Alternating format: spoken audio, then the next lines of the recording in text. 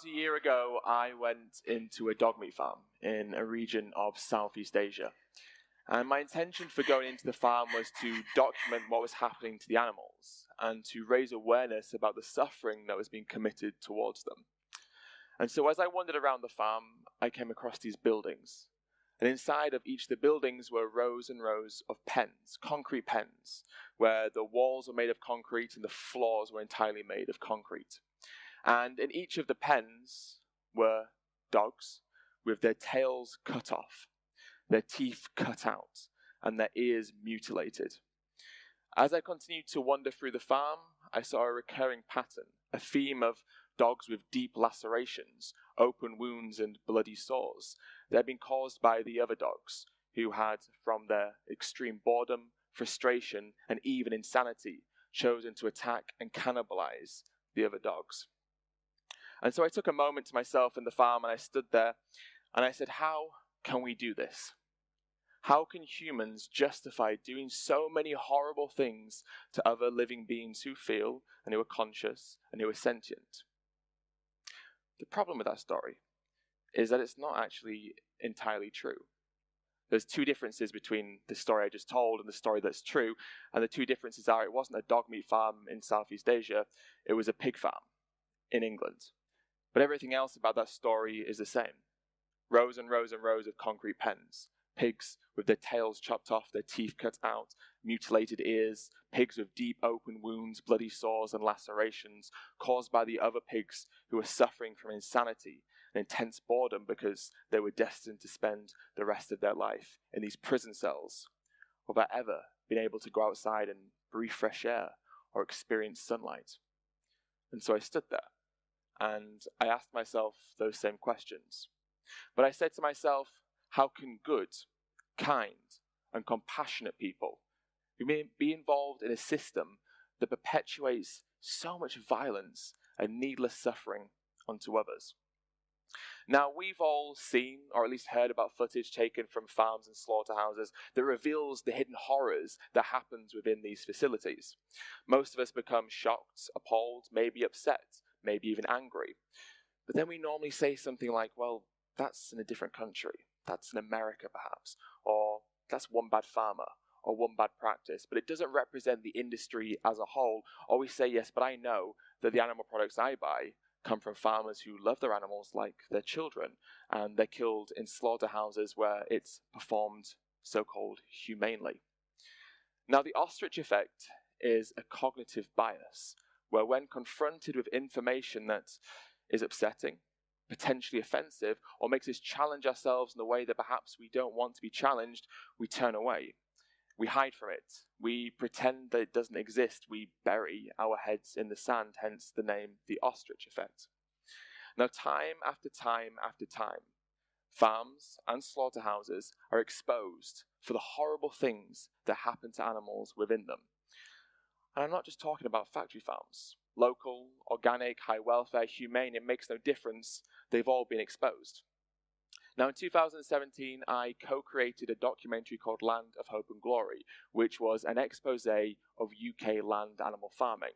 And so we used a footage taken from over 100 different UK farm and slaughterhouse facilities, from Scotland down to Cornwall, from Wales across to Norfolk. And we documented what happens to animals from birth to death. Now, one of the most common criticisms that people give us for the documentary is they say, that footage isn't from the UK. That doesn't happen here. That's not fair. That's not truly representative. And we knew we were going to get these comments and criticisms from people, which is why when we made the documentary, it was so important to us that we didn't just single out and isolate little pockets of illegal animal cruelty, but instead just really showed standard industry, legally condoned, welfare condoned practices.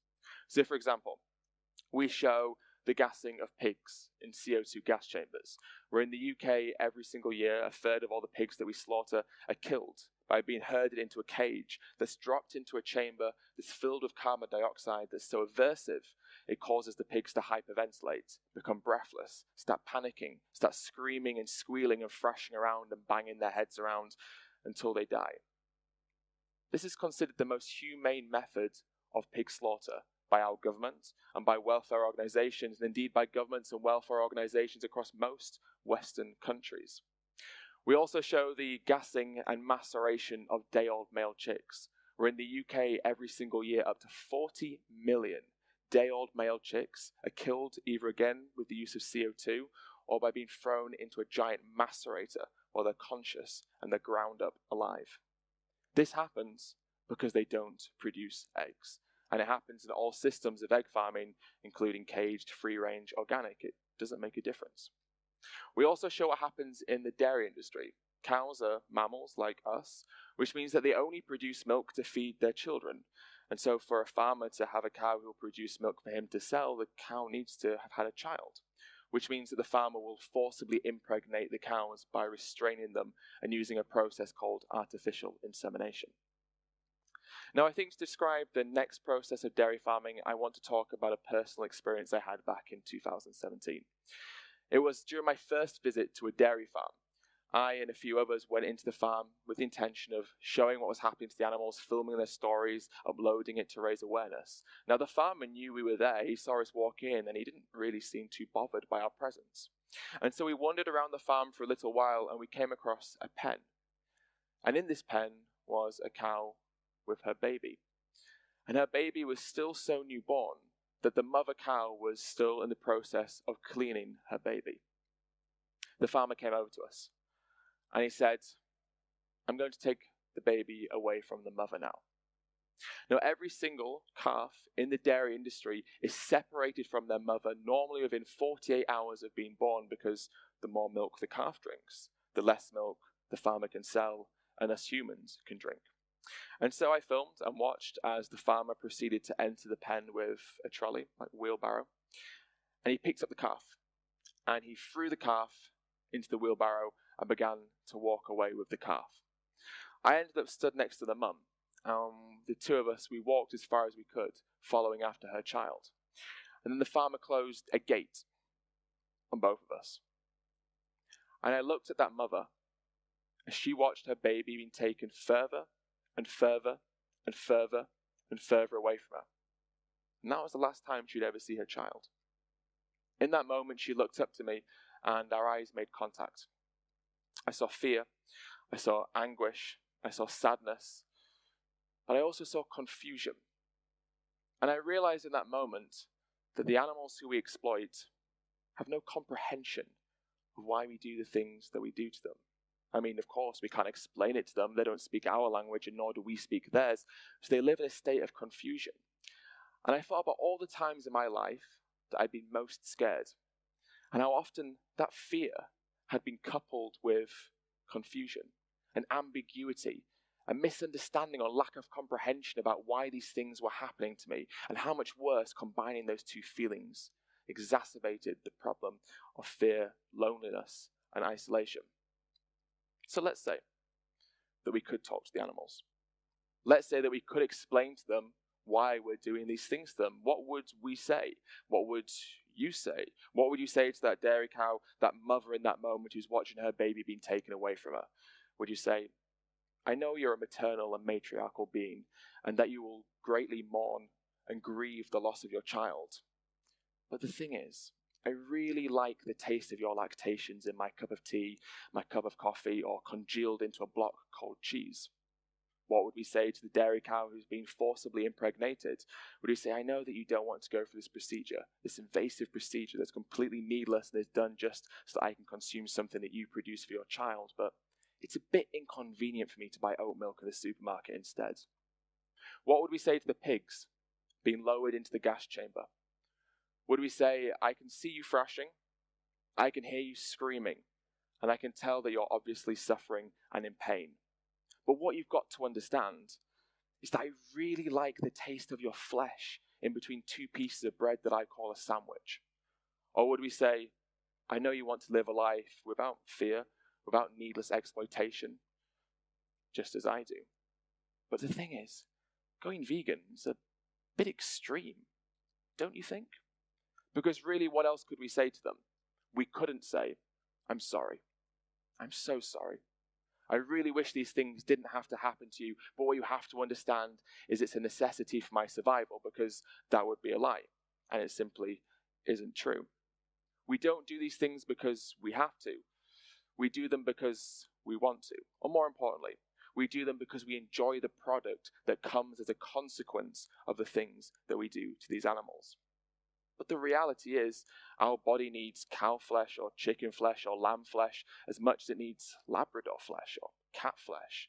Our body needs cow's milk, sheep's milk, and goat's milk as much as it needs dolphin milk or rhino milk or giraffe milk. It just simply doesn't. And so the question becomes, what has higher value? Taste or life? Which do we place higher on the chain of value? Our taste preferences or the life of an animal, the one life that they have granted to them? Do we really value the 15 minutes of sensory pleasure that we get from consuming their body parts and secretions as more than the life that they are given? And can we use personal choice as a justifier for our exploitation of animals? And should someone's actions simply be respected because they've personally chosen to make that action? I mean, every action that we make and every choice that we make is a personal choice, regardless of whether that action is good or bad, moral or immoral. And when we cite personal choice as a justifier for exploiting others, whose personal choice are we considering other than our own? Do we consider the personal choice of the trillions of animals that are killed every single year who, if granted their own personal choice, would rather just live their life? Or do we simply continue buying a product because we've always done it? It's what our peers do. It's what society tells us is okay to do, and it becomes an unconscious decision for us to make. And so how do we morally justify this? What moral justification do we have and can we use to excuse exploiting animals when quite simply we don't have to? I want to go back to the dairy industry for a moment now. There was a survey conducted by the British Cattle Veterinary Association, and it revealed that every single year, 150,000 cows are sent to the slaughterhouse while pregnant. It went on to show that 40,000 of these pregnant dairy cows are in the late stages of pregnancy, meaning that the baby inside of them could well be capable of independent life. Now, there are no real legal guidelines to protect unborn calves, but the RSPCA, which is Britain's leading welfare organisation, has a set of guidelines that it advises slaughterhouses should follow in the event of a pregnant cow being sent to their slaughterhouse. And the guidelines are as follows. It says that the cow should be killed in the same way as she would normally, which is a bolt in the head to stun her, before she's hung up on the line and has a knife pulled across her throat so that she bleeds to death. However, they then state that the cow should be left on the bleeding line for at least 5 minutes to ensure that the baby inside of her has time to die as well. A vet who used to work in UK abattoirs had this to say about her experiences of watching this happen. Sometimes, when the cow is hanging on the line bleeding to death, you can see her unborn calf kicking inside their mother's womb. I, as a vet, am expected to do nothing about this. Unborn calves don't exist according to the regulations, so I'm expected to stand there, watch, do nothing, and keep quiet. It broke my heart. I felt like a criminal. However, the same survey from the British Cattle Veterinary Association also went on to reveal that over 3/4 of the pregnant cows sent to slaughter were sent by farmers who said they didn't think the cows were pregnant, or at the very least simply just didn't know or weren't sure. Which means that over 3/4 of the pregnant cows sent to slaughter are sent to the slaughterhouse without the slaughterhouse being made prior aware that they're pregnant. So the cow's killed in the same way.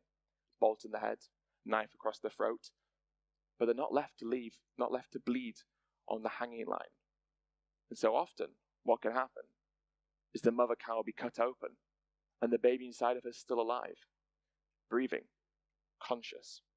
And so the RSPCA, the Royal Society for the Prevention of Cruelty to Animals, states that the humane way to kill a baby who has just been cut out of their dead mother is to shoot them with a bolt or hit them over the head with a blunt instrument. Their first and last experiences of life are on the floor of a slaughterhouse. Now, we've all been raised with a set of values dictated to us by the cultures and societies that we were raised in, values passed down to us by our families, and values that we assign to ourselves, even with all those confusing cognitive biases that exist within us all. But society has always changed and progressed precisely because we dared to challenge the dominant paradigms. The stagnation of progress comes from the refusal to challenge what we have always done. But as Aristotle once said, the roots of education are bitter, but the fruit is sweet.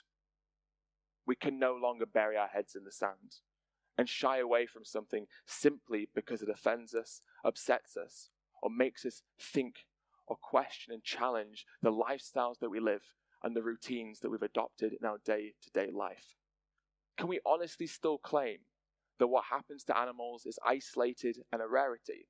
Or is it time for us to acknowledge the violence that we commit towards animals is systematic and ubiquitous, and the blood is on our hands because of the actions and choices that we make collectively as a species, but also as individuals as well?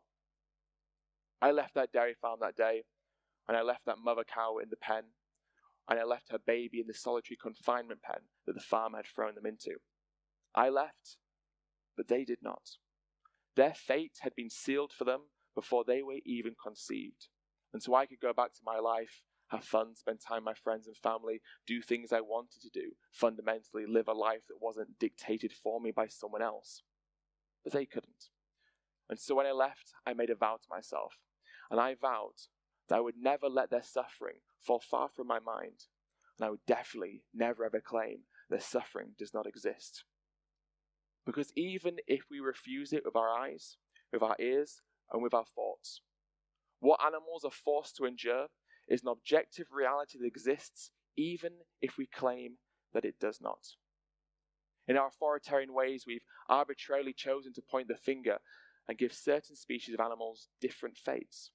For the cows in that farm, and indeed for cows in any farm across the world, is exploitation and death in a slaughterhouse. But for other animals, who are identical in every single way that matters, it's a life of love and companionship in our homes, in our families. One of the defining characteristics of our species is our ability to evolve, adapt, to self-reflect and criticize our actions and then change accordingly. Morality has always changed. And so as our knowledge and understanding about the complexity and wonder of life continues to evolve and change, so too should our attitudes and tolerance to those other beings who coexist on this planet with us and not for us. As humans, we are very different to the non-human animals that exist on this planet. But what we share in common is what is paramount. We are all alive. We are conscious. We have friends, we have families, we have the capacity to feel, we have the capacity to suffer, and we wish to avoid that feeling of suffering. Our life is shown to us through the subjective experiences that we all have as individuals. Fundamentally, we just want to live a life of peace, of happiness, of tranquility, without the fear of being needlessly exploited by someone else. So is it time for us to consider all animals within our circle of moral consideration? To understand that it's not the way that we exploit them that matters, but the fact that we exploit them and use them in the first place. Is it time for us to make a change? Is it time for us to go vegan? For ourselves, for our planet and the environment, but also for them, the other beings who may not walk like us, talk like us, or look like us, but who definitely deserve a life of freedom just like us. Thank you so much for listening.